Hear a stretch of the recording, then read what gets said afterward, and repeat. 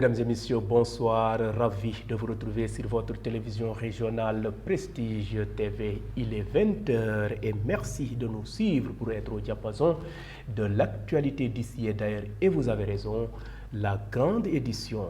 Au sommaire, les habitants du quartier Cité Lamy dans la commune de Thiès-Est s'engagent à redonner un nouveau visage à leur localité. Le Djaraf Souleymane Sarr et la communauté Lébou ont fait face à la presse pour sonner l'alerte sur les terres de l'aéroport Léopold Sédar Senghor et de la bande verte. Ces derniers ont interpellé les nouvelles autorités du Sénégal pour la restitution de leurs terres. Les détails dans cette édition. Et puis le nouveau ministre de la Communication, des Télécommunications et du Numérique, Aline Sall, a entrepris ce lundi 29 avril une visite des centres numériques de Colobane, Technopole de Pékin et le data center de Diamniadio. Le suivi de l'actualité internationale et la page sportive mettront à terme à ce rendez-vous d'information. Merci de votre fidélité. Le développement, c'est dans une poignée de secondes.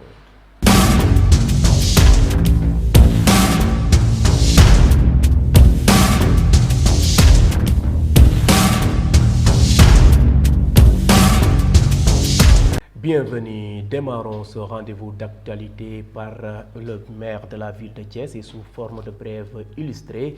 Dr Babacar Diop a reçu lundi 29 avril 2024 l'organisation non gouvernementale allemande Haifer Sénégal présente à Thiès depuis 30 années. Ces actions sont essentiellement orientées dans les domaines de la santé, de l'éducation et de l'agriculture. Lors de cette audience, l'ONG a tenu à honorer la persévérance et l'endurance de M. Karl Pollerker, membre fondateur venu en mission au Sénégal pour la 30e fois. Selon Goudoula Gotzes, l'ONG a réalisé plusieurs infrastructures dans le département de Thiès. Elle a construit le collège d'enseignement moyen du quartier Fayou, mais également des établissements scolaires à Diassap, à Kermassamba Gueye, entre autres. L'ONG Haifer Sénégal accompagne aussi les élèves du privé catholique dans le cadre d'un programme de parrainage scolaire. Elle a initié le concept petit déjeuner à l'école à Babak dans la commune de Noto Djobas.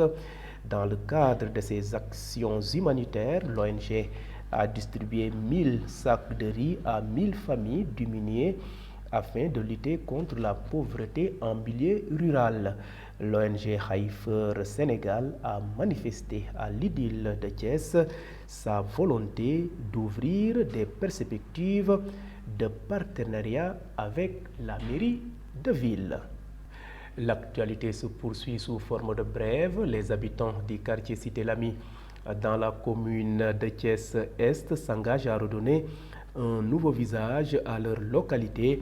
C'est ainsi qu'ils ont entamé depuis quelques jours l'embellissement des ruelles. Ce week-end, c'était au tour de la rue 37 d'être débarrassé de ces gravats et d'autres déchets pouvant entraver les activités de la population. À rappeler que ces habitants se fixent comme objectif de changer complètement le quartier Cité Lamy avec la construction de puisards pour la sauvegarde du cadre de vie. Des maisons ont été recouvertes de couleurs identiques qui offrent une vie splendide à tout passant qui emprunte les rues du quartier Cité Lamy. Et quittons la cité du rail pour la capitale sénégalaise Dakar. Je vous le disais en titre, le Djaraf El Hadj Souleymane Sarr et la communauté Lébou de Yoff ont fait face à la presse pour sonner l'alerte sur les terres de l'aéroport Léopold Sédar Senghor et de la bande verte. Ces derniers ont interpellé les nouvelles autorités du Sénégal pour la restitution de leurs terres qui, selon eux, appartiennent au domaine public. Ainsi, ils sollicitent le soutien du nouveau régime pour la restitution de leur terrain, dont l'aéroport de Yoff et la bande. Dans son discours, le collectif a tenu à rappeler à la nouvelle équipe gouvernementale les annonces qu'elle avait faites lors de la campagne électorale, pouvant se résumer à une rupture dans les anciennes pratiques. Ils n'ont pas manqué d'ailleurs de rappeler qu'ils avaient entamé des pourparlers avec l'ancien régime. Restons toujours dans la capitale sénégalaise, Dakar, où le nouveau ministre de la Communication, des Télécommunications et du Numérique, Alioune Sall, a entrepris hier lundi 29 avril une visite des centres numériques de Colobane, Technopole de Pékin et le data center de Diamniadio. Cette démarche vise à établir un contact direct avec le personnel et le directeur général. Cheikh Bahoum, qui se dit prêt avec son équipe à accompagner les nouvelles autorités pour atteindre la souveraineté numérique. Cheikh Bahoum est le directeur général de Sénégal Numérique SA. Je vous propose de le suivre. Nous nous réjouissons de la visite de travail que M. le ministre Alioune Sall a bien voulu faire au niveau de Sénégal Numérique. Il est venu pour s'enquérir un peu de la situation, échanger avec le personnel pour voir comment, en tant que ministre de tutelle, il pourrait appuyer davantage les activités de Sénégal Numérique. C'était l'occasion pour moi, en tant que DG qui a fait presque 10 ans dans cette structure, d'également faire le point au nouveau ministre, de lui montrer les réalisations qui ont été faites pendant ces 10 dernières années. Restons sur cette visite où le ministre a exprimé sa satisfaction quant aux ressources technologiques déjà mises en place. Cela prouve que nous ne partirons pas de zéro pour impulser la vision du président de la République, Bassirou Diomaye Faye, sur la souveraineté numérique, a déclaré Alioune Sall, le nouveau ministre de la Communication, des Télécommunications et du Numérique. Suivons ses propos. On a beaucoup appris depuis ce matin, à travers les collaborateurs, à travers les services dans lesquels ils travaillent. Et ça renforce notre conviction à travers ce data center qu'on a visité, qui est de type Tier 3 et qui représente aujourd'hui toutes les exigences en termes de sécurité, en termes de technologie, et sur lequel le Sénégal va se baser aujourd'hui pour impulser cette vision sur la souveraineté numérique que le Sénégal et le président Bassirou Diomaye Diakhar Faye appellent vraiment de tous ses voeux. Aujourd'hui, en tant que ministre des Télécommunications, des Télécoms et du Numérique, je m'engage avec l'ensemble des collaborateurs à décliner cette vision-là de manière concrète, à ce que toutes les aspirations et les attentes des populations sénégalaises, qu'on puisse en tout cas y apporter des réponses satisfaisantes. Vous suivez le rendez-vous de l'actualité grâce à votre nouvelle chaîne de radio Prestige FM qui émet en modulation de fréquence sur les 95.5 FM ici à Thiès.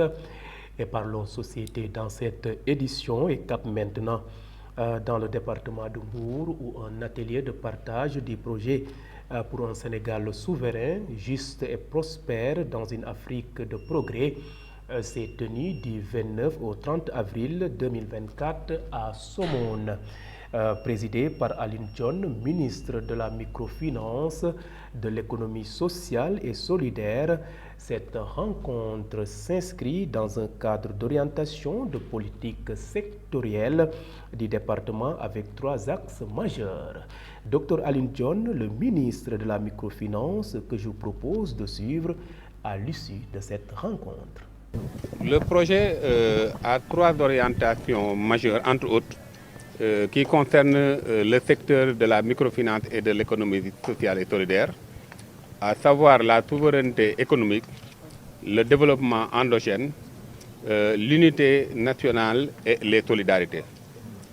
Tous ces 3 orientations, nous avons décidé de tenir cet atelier pour voir comment, à partir de ces orientations majeures du projet, le département compte mettre en œuvre au plan institutionnel d'abord, mais également au plan technique et sur toute la chaîne de l'offre de services publics dans le secteur de la microfinance et de l'économie sociale et solidaire.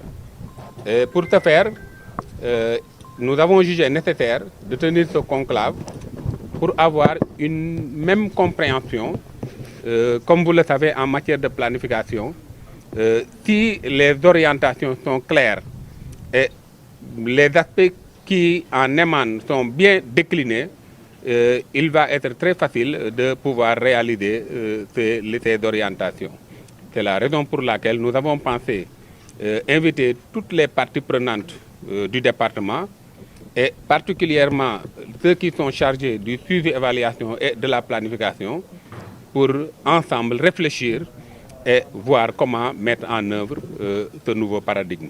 Ce qui est attendu au terme de cet atelier, c'est d'abord d'avoir une compréhension commune, qu'il n'y ait plus d'équivoque et que tous sachent qu'ensemble, nous avons un objectif à atteindre et que chacun, en ce qui le concerne, dans son sous-secteur, puisse savoir ce qui l'attend, conformément aux principes et valeurs déclinés par le président de la République, que sont les valeurs d'honneur, de disponibilité, surtout les valeurs qui vont dans le sens de la bonne gouvernance, à savoir l'imputabilité et la réduction des comptes.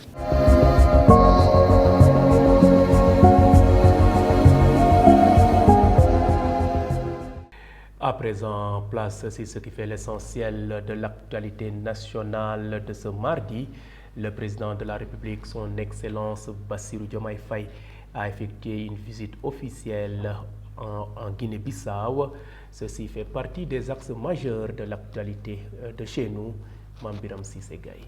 L'actualité nationale, le président de la République du Sénégal, son Excellence M. Bassirou Diomaye Diakhar Faye, poursuit sa série de visites diplomatiques en Afrique de l'Ouest. Aujourd'hui, mardi 30 avril 2024, le président de la République est en Guinée. Cette visite, annoncée comme une étape de travail et d'amitié, vise à consolider les liens historiques et culturels entre les deux pays voisins. Après des déplacements précédents en Mauritanie et en Gambie, cette initiative souligne l'importance de l'axe Dakar-Bissau dans les priorités diplomatiques du président Bassirou Diomaye Faye. Parlons autre chose. L'État du Sénégal a demandé la suspension provisoire des constructions sur le littoral suite à de nombreuses dénonciations des populations riveraines. Prenant acte, le directeur général des impôts et domaines Abdoulaye Diagne a fait mieux en indiquant les sites concernés. D'après Abdoulaye Diagne, les hautes autorités de l'État estiment nécessaire d'établir une situation exhaustive du foncier dans les zones géographiques les plus sensibles dans lesquelles la paix sociale est menacée par des conflits en cours ou à venir. Terminons avec l'intersyndicale des travailleurs du secteur primaire fonde beaucoup d'espoir quant à la résolution des difficultés que ses membres rencontrent dans le cadre de leur travail. Ainsi, en perspective de la célébration de la fête nationale du travail ou de la fête internationale du travail prévue demain mercredi 1er mai 2024, les syndicalistes vont décliner leurs préoccupations à travers différentes activités. Une rencontre se tiendra aussi au palais avec le chef de l'État à qui ils vont soumettre leurs préoccupations afin qu'il apporte les solutions idoines pour la satisfaction des différents points inscrits sur les cahiers de doléances des centrales syndicales. C'était tout pour cette actualité nationale.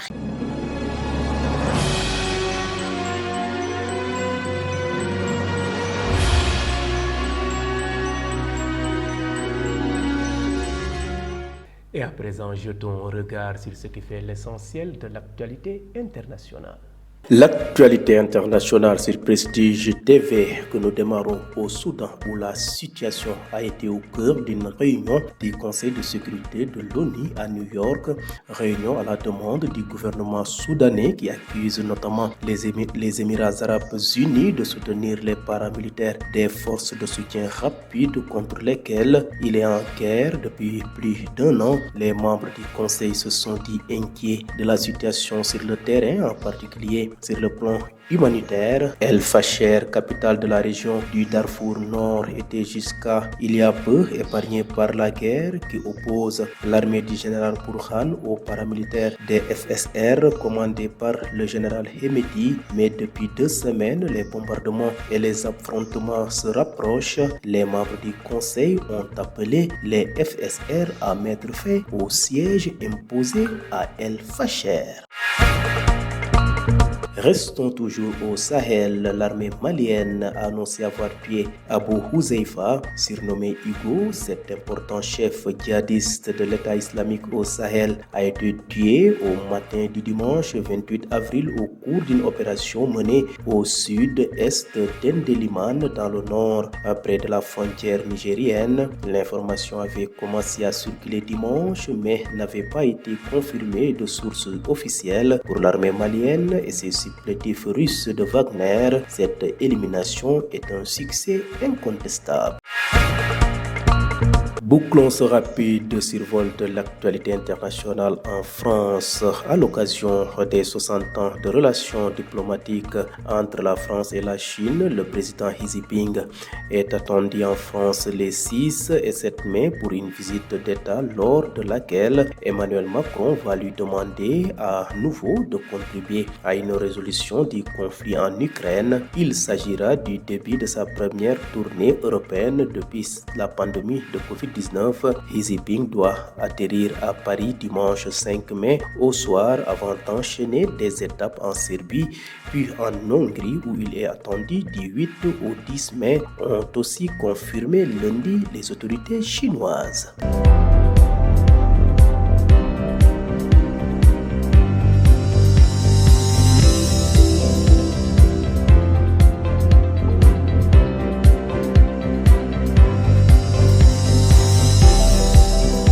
Bouclons cette édition par une note sportive qui porte ce mardi la signature de Ibrahima Sarr. L'actualité sportive, la Fédération nigérienne de football a officialisé la nomination de Fidini George, ancien joueur international de Nigeria, comme nouveau sélectionneur de l'équipe nationale en remplacement de José Peseiro. Selon un communiqué diffusé par l'instance du football nigérian, l'ancien joueur de l'Ajax aura pour mission principale de qualifier le Nigeria pour la Coupe du Monde 2026. Par autre chose, la défaite contre NGB Niaritali, 1-0 lors de la 21e journée, a précipité le départ de l'entraîneur Pape Sambou Sarr, remplacé par Tidiane Gaye. Cette réorganisation vise à insuffler un nouvel élan et à remettre l'équipe sur la voie de la victoire. Cheikh Ahmed Tidiane Gaye, titulaire d'une licence B-CAF, est chargé de mener l'équipe vers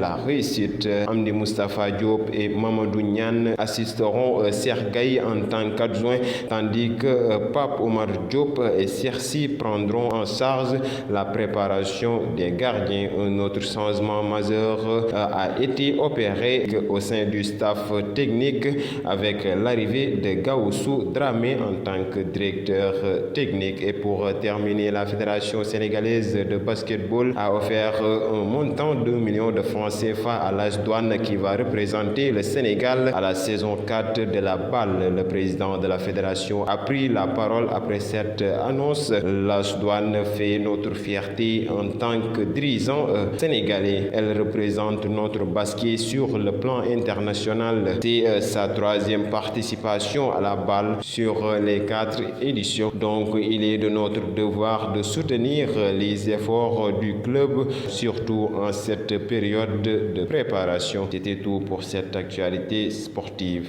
Merci donc à vous Ibrahima Sarr pour cette note sportive. Mesdames et messieurs, c'en est tout. C'était le rendez-vous de l'actualité sur votre télévision régionale de Prestige. Merci de nous avoir suivis grâce à nos différentes plateformes, à savoir le site d'information www.prestigethies.com, les pages YouTube et Facebook Live de Prestige. Et mention spéciale aussi à nos auditeurs qui nous ont suivis grâce à cette nouvelle chaîne de radio Prestige FM qui émet en modulation de fréquence sur les 95.5 FM ici à Thiès. Et gardez la fréquence sur les 95.5. D'un moment à l'autre, je vous retrouve pour le suivi de l'actualité en Wolof. Merci de votre fidélité.